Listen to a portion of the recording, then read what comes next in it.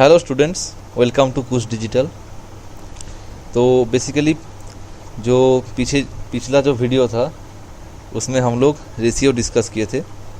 तो आज हम लोग डिस्कस करेंगे प्रोपोर्शन। ठीक है।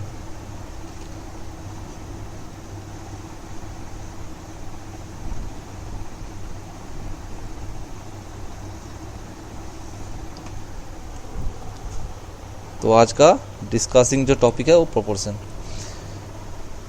प्रोपोर्शन बेसिकली क्या है? दो रेशियो में एक रिलेशनशिप होता है जो कि A:B, इसका जो रेशियो है, और C:D, इसका जो रेशियो है, ये अगर सेम हुआ तो हम लोग कह सकते हैं कि A:B is in proportion with C:D। और प्रोपोर्शन को हम लोग इंडिकेट करते हैं ये साइन देखिए, ये जो साइन है दिस इंडिकेट्स प्रोपोर्शन।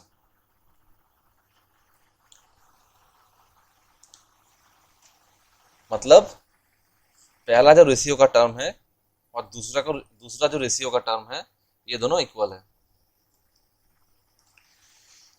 अभी आपको दिखाते हैं। सिंपल टर्म्स होता है जिससे हम इंडिकेट करते हैं, जैसे कि ए हो गया और डी हो गया, इसको हम बोलते हैं ए और डी। इसे हम कहते हैं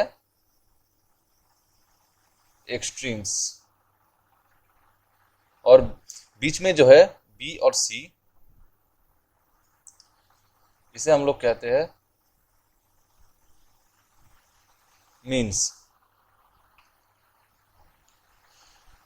ठीक है। तो अभी हम क्या बोले कि ये दोनों पार्ट जो है इसका रेशियो सेम है, तो फिर हम लोग का रिलेशन में क्या आएगा?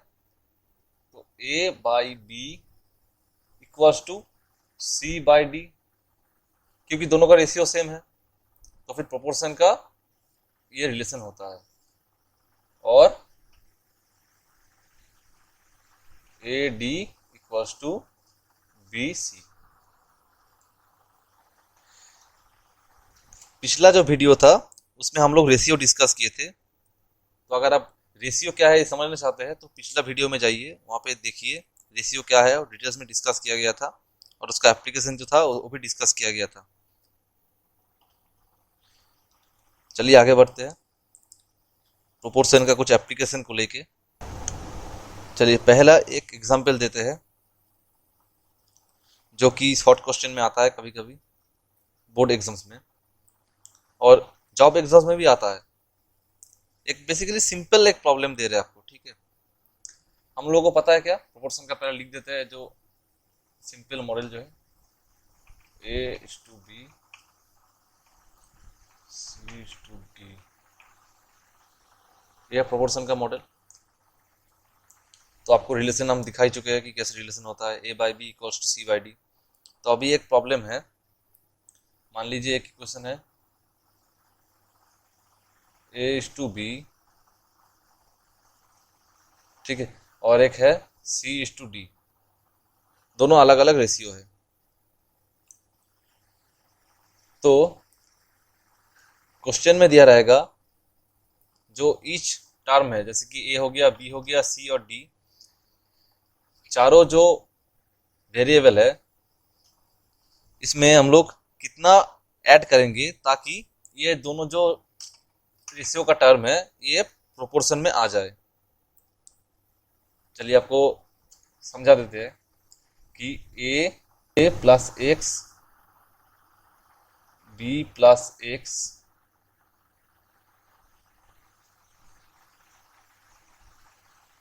सी प्लस एक्स,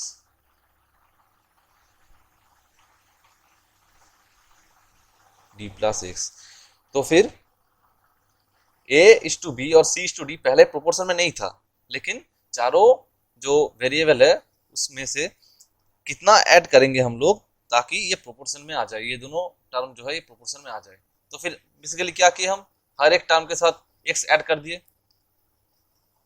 अभी हमको निकालने बोलेगा कि x का वैल्यू कितना है। अभी नेक्स्ट पार्ट जो डिस्कस करेंगे वो है सीरियली प्रोपोर्शनल।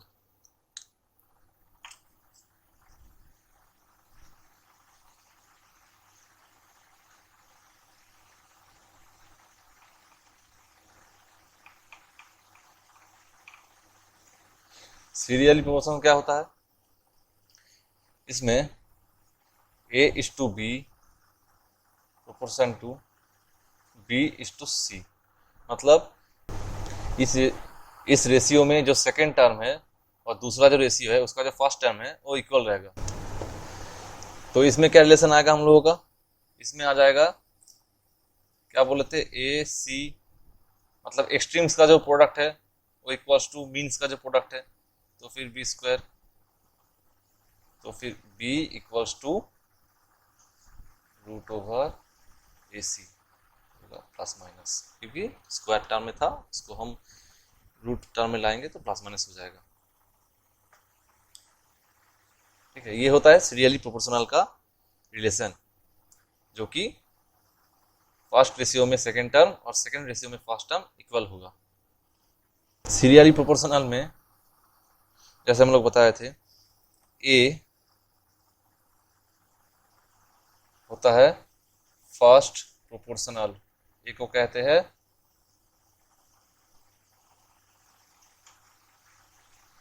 बी को कहते हैं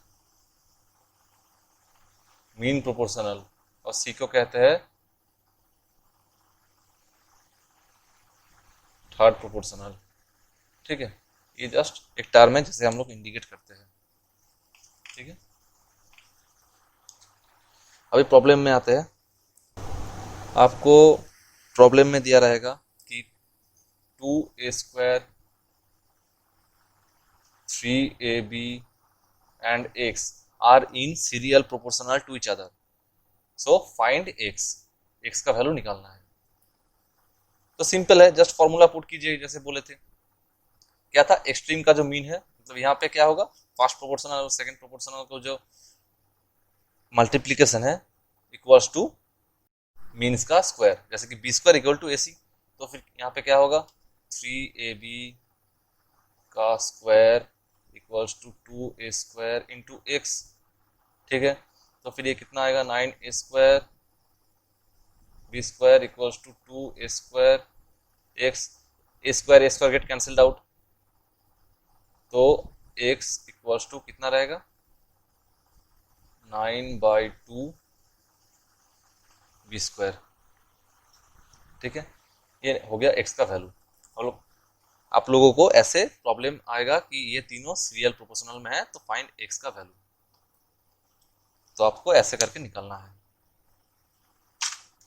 अभी प्रोपोर्शनल में का जो प्रॉब्लम होता है, जैसे कि आपको हो गया A/B इक्वल्स टू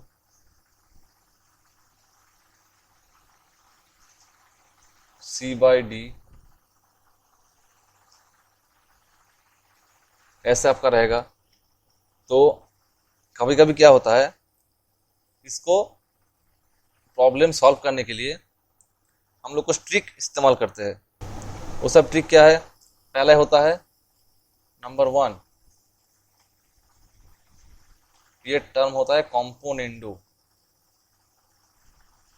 कॉम्पोनेंडो क्या होता है, ऐसा है आपका A/B इज प्रोपोर्शनल C/D, तो फिर A/D इक्वल टू C/D। तो फिर कॉम्पोनेंडो क्या बोलता है, कॉम्पोनेंडो बताता है कि अगर ऐसा रहा तो आप ऐसे कर सकते हैं कि A + B/B equals to C + D/D, और ये सेम है इसका, A/B ऐसा अगर रहेगा आपका इक्वल्स टू C/D, इससे आप इसको डिराइव कर सकते हैं। ये कॉम्पोनेंडो है। Same as this another term है, इसे हम कहते हैं dividendo, just opposite of componendo. Dividendo क्या होता है, सेकेंड पार्ट डिविडेंडो। डिविडेंडो क्या होता है, डिविडेंडो होता है अगर ऐसा रहा तो it implies that A-B/B equals to C-D/D। Componendo में प्लस होता है, डिविडेंडो में माइनस होता है। ठीक है, दोनों को हम लोग एक साथ भी कर सकते हैं। ये सब क्यों करते हैं? क्योंकि इजीली सॉल्व करने के लिए।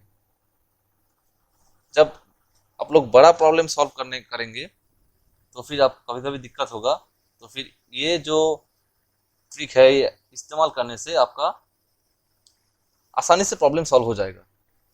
तीसरा हम लोग क्या करते हैं, कॉम्पोनेंडो और डिविडेंडो को एक साथ करते हैं, कॉम्पोनेंडो एंड